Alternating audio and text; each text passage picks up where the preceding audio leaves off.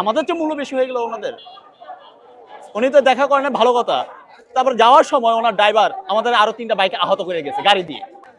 আমাদের কাছে আসেনি তো, তারা আসে আমাদের কাছে যে আগে মোলাকাত করুক, বা আমরা তো হাসপাতালে তার গুলি লাগানোর পর থেকে 18 চলে গেছে।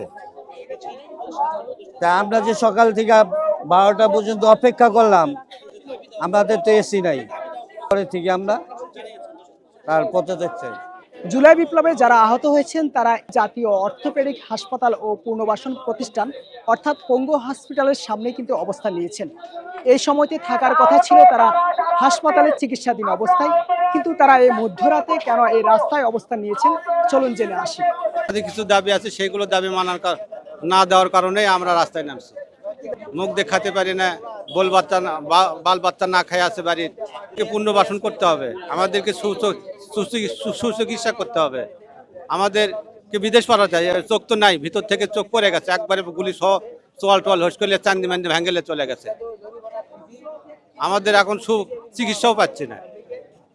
দিন মজুরি, আমি লেদ মিস্ত্রি, দিন মজুরি করে খাই।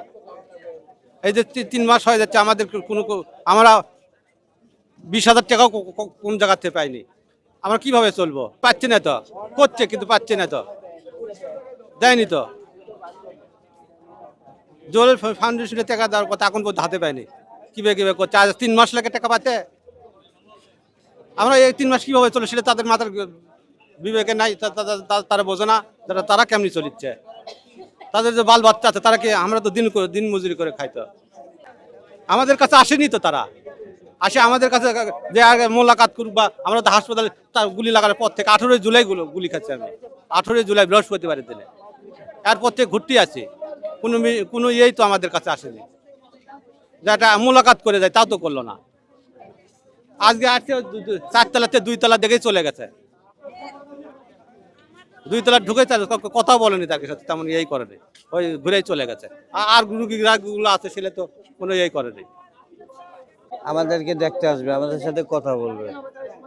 তিনি আসছেন, আমাদের তো ওয়ার্ডে কোনো এসি নেই, কথা বলছেন। তিনি তো এসির লোক, কথা কম, তিনি তো এসির লোক। আমাদের রক্ত দিয়ে আসতে নিয়ে এসি পেয়ে গেছেন, আমাদের তো এসি নাই। তিনি 2-3 জনের সাথে কথা বলা তার শরীর ঘামায় গেছে। তার শরীর ঘামায় যাওয়ার পরে তিনি চলে গেছে। তা আমরা যে সকাল থেকে 12টা পর্যন্ত অপেক্ষা করলাম, আমাদের তো এসি নাই, সেই জন্য চলে গেছে। তারপরে থেকে আমরা তার পথে চাই। ভাই এটা এক কথায় বলতে গেলে আমরা যেই নামছি, বিশেষ করে যারা উপদেষ্টা আছে তারা আসলে তাদের কাছে বলা হবে যে আমরা কোন বিষয়ে কথাটা বলবো। আগে বুঝতে পারছেন, আমরা আগে কিছু বলতেছি না ভাই, এটা তারা আসলে ডাইরেক্টলি বলবো যে কোন বিষয়ে কি কারণে আমরা আজকে রাজপথে। এই অসুস্থ অনেকের হাত নেই, অনেকের পা নাই, অনেকের চোখ নাই, ঠিক আছে ভাই। আশ্বাস বহুত দিছে, কিন্তু মনে করেন যে ওরকম কোনো কিছু আমরা পাইনি, ঠিক আছে। আজকে যদি পাইতাম তাহলে ভাই আজকে আমরা এই জায়গায় এত রাত্র পর্যন্ত থাকতাম না। আমার অলরেডি চোখের মনে করেন যে শেষ, কারণ আল্লাহ পাক যদি দেখা দেখুন না,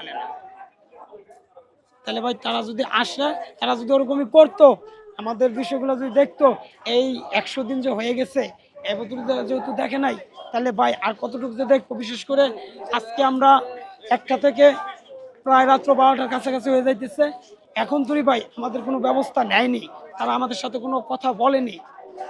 না বলছিল যে 10টার পর হয়তো 10টা দিকে আসবে, এখন তুই আসেনি ভাই। এর মধ্যে মাস হয়ে যেতেছে 3টা, তারা ওরকম গুরুত্ব করেনি। আর যে ভাই কবে করবো এটা আসলে আমরা বুঝতেই পারতেছি না।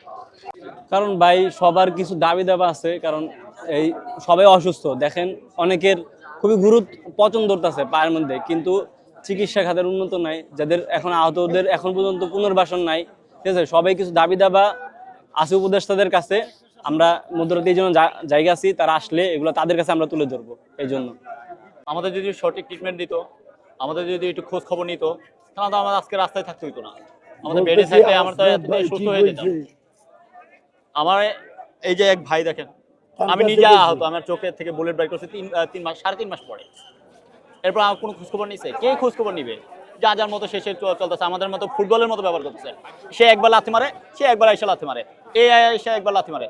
এই আমাদের লাথি নামের আমাদের সুন্দর মতো একটা ট্রিটমেন্ট দিলেই তো হয়। আমরা তো প্রথমেই চাচ্ছি ট্রিটমেন্ট, চিকিৎসা। এটা কোথায় দিচ্ছে আমাদেরকে? চিকিৎসাটা কোথায়? আমাদের অনেকে চোখ হারায় যাচ্ছে, প্রায় কর্নিয়ার নাই। এটার জন্য কি ব্যবস্থা করছে? এই যে ভাইয়ের অবস্থা, 3.5 মাস ধরে এটি কি অবস্থা, এটার কি ব্যবস্থা নিছে? তারপরে স্বাস্থ্য উপদেষ্টা আসছে, একজনের সাথে দেখা, কয়েকজনের সাথে দেখা করছে, আর অন্য ভাইদের সাথে দেখা করে নাই। কেন এরকম কেন? খোঁজখবর নিতে আসছেন, সবার সাথে একটু সৌজন্য সাক্ষাৎ করে। আমরা জানি প্রত্যেকটা উপদেষ্টা বা যারা উপরের লেভেলে থাকে তাদের সময় অনেক মূল্য, আমাদের চেয়ে মূল্য বেশি হয়ে গেল ওনাদের। উনি তো দেখা করেন, ভালো কথা। তারপর যাওয়ার সময় ওনার ড্রাইভার আমাদের আরো 3টা বাইক আহত করে গেছে গাড়ি দিয়ে। কেন এই কাজটা করলো কি কারণে? ওনাকে এই ক্ষমতা দিছি কেন?